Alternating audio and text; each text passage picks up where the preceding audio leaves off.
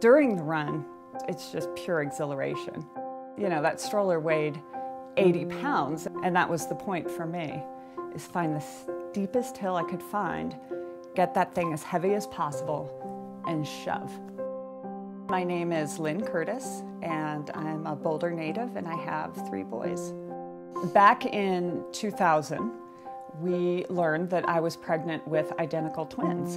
Ben was just not growing well, so the twins were delivered by emergency C-section at 28 weeks. It was 6 months after they were born that Ben came home.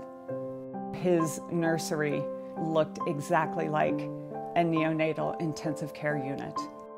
I had always been very active. Running and cycling and being outdoors was just a daily part of my life.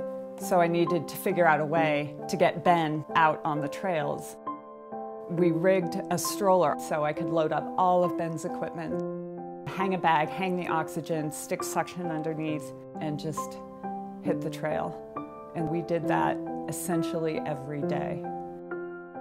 Afterwards, I would get home, and I was such a good mom. I was focused, I had energy, I could really pay attention to my kids in a way that I would not have been able to do if I didn't have that time for myself.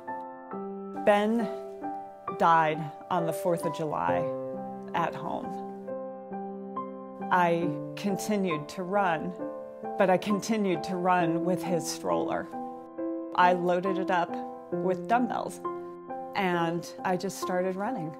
It felt so normal and so natural and so right to me that I couldn't imagine running any other way. But nothing was ever long enough, and nothing was ever steep enough. That's when I started targeting a 14er. That's when I knew I had to climb a mountain. Climbing Mount Evans that day was such an amazing experience. It was just me and the stroller and Ben and the stars. It was beautiful. And it really started to hurt. I mean, it was hard. It was really hard, especially by about mile 12. I got to the top and I was exhausted, but absolutely elated. I did exactly what I wanted to do, which was hold a sign over my head that said, "For Ben," and that was the point. One thing that I have learned from my experience with Ben is the need to reach out to people. The emotional and physical toll of having a child with medical issues or developmental issues on each member of a family is staggering. I know firsthand what it's like to raise a child with serious medical issues, and I know how difficult it is every single day. And the smallest thing can make such a big difference. I founded Ben's Hope to raise awareness for seriously ill children and spread the message of hope, courage, and strength. Ben would always bring his Dr. Seuss books in the stroller.